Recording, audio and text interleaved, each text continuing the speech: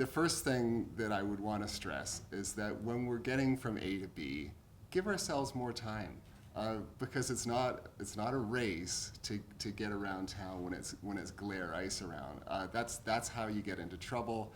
Maybe you take a busier road than you otherwise would, or maybe you're just not giving yourself enough time to kind of accelerate or decelerate when it comes to stoplights, stop signs, and things like that. And if you're carrying too much speed in and you've got ice in front of you, that's when we get into trouble. Whether we've got regular tires or studded tires, we just need to give ourselves more time. The same applies when we're going around corners. If we're approaching a corner with a lot of speed, our mass is going to want to continue going in the same direction. If we're going real nice and slow, we can kind of take that corner and then worry about going faster again once we've got to the straightaway. And so a gentle approach to all these maneuvers, whether it's accelerating around a corner, accelerating from stop, or decelerating, we want to take all these things really nice and gently. And giving ourselves more time is key to that, because it's like my dentist is expecting me in 5 minutes. That's not really the time that you should leave from, Cougar Creek necessarily, because, you're going to maybe take unnecessary risks. Give yourself a little bit more time, and then you get to enjoy every part of it, and that's what it's all about. Right. So I touched on heavy traffic, like busy traffic, whether you're in Canmore or Banff. We've got a couple of very major streets that can get very, very icy. Try not to be on them if you possibly can avoid it. Main Street, in the middle of winter, when it's glazed, it's not really a great place to be a bike. Even though we've got a little bit of bike infrastructure there, we don't have enough of it to call that a good bike route. So if you can give yourself a way of going another way, say down Main Street when it's bumper to bumper, that's going to be a much better and safer way to go. The same applies, say, Banff Avenue. I would not ride my bike on Banff Avenue in the winter if there was ice there. It's just too much. There are too many buses, too many cars, people.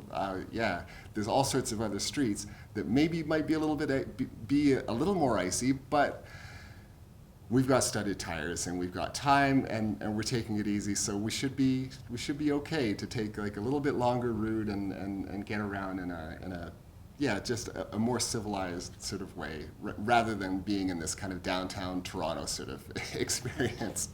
Not that I have anything against Toronto. I'm from there, and I mostly survived. Right. So we've got other choices. We've got the minor routes. We've got pathways around town. There's great pathways to get us, like, say, up to the rec center or, say, along the river. Those are fantastic, especially if they're low traffic. 3 o'clock on a Saturday afternoon, everybody's out in the sunshine. Maybe that's not the best place to be on a bicycle, because all of a sudden we've got all these people that we need to get around. And in the same way that we want motorists to be considerate to us as cyclists, we want to be considerate to anybody who's going slower than us. So everybody looking out for everybody else. Plan your routes accordingly, and we're also, as winter riders, we're ambassadors. We want people to see us and say, "Man, that's a good cyclist. See how they waited," and then let us. That's the sort of way that I try to conduct myself. I wouldn't say that I have always done that, but that's the way that I try to. Anyway, so I'm going to talk a little bit about the bike setup. So this is just a standard mountain bike, similar to the bikes that you might be bringing into the shop. It's set up for kind of dirt riding. We're going to be doing studded tires and things like that. The setup for this bike is what I would call a summer sport riding. One of the things that the very easy things that you can do to almost every bike is you can set your center of gravity a little lower and basically give yourself a better chance of being balanced. So by doing this, adjusting the seat post. That's an exaggeration, but I'm just going to leave it there. If I'm on the bike now, before I would be up here, weight forward, like really good for leg extension and power, but now I'm sitting back. I can get my feet down really well. The front wheel is now way out in front of me. So if it starts to drift around, it's kind of okay because I can kind of see it happening and I can get it under control. The next tip that I'm going to talk about with regards to front wheels is the front brake. I don't happen to have one on this bike. It's not something that I recommend for all bikes. But when we're in icy conditions, we want to avoid excessive use of the front brake.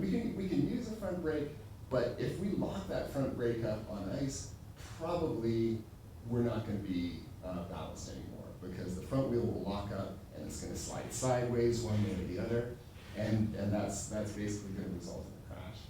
So being judicious, well, obviously giving ourselves time to accelerate and to stop, but also, just being aware that front wheel, if it locks up, we're going to kind of find ourselves in a different sort of situation. Although having a lower saddle, I can plunk my feet down and be in a much sort of more balanced position. But as you can see, that compared to that is a very different sort of riding position. So in a way, winter riding is like technical mountain biking, where you would drop your saddle a little bit to take care of that downhill or the roots or the rocky section, and you can continue on. Another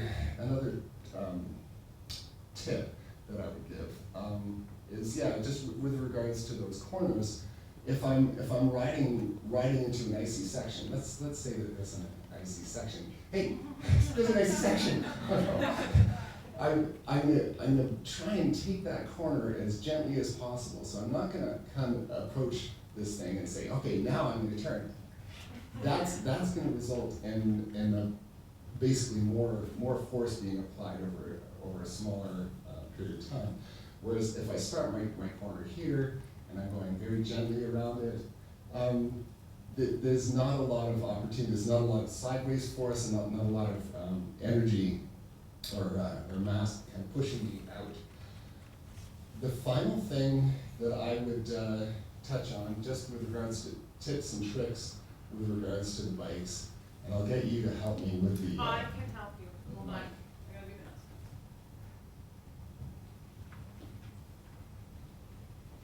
Where are you going? Oh. I try not to run people over going backwards. But if you find yourself going down, try, and like going down is not necessarily going to happen, but try and do it in such a way that you can kind of step away from the bike. The bike doesn't matter as much as you do. The bike is disposable here, and honestly, if anything happens to it, we can fix it probably. We can't fix you. We can't fix you. What we really don't want to see is this hand going out and down.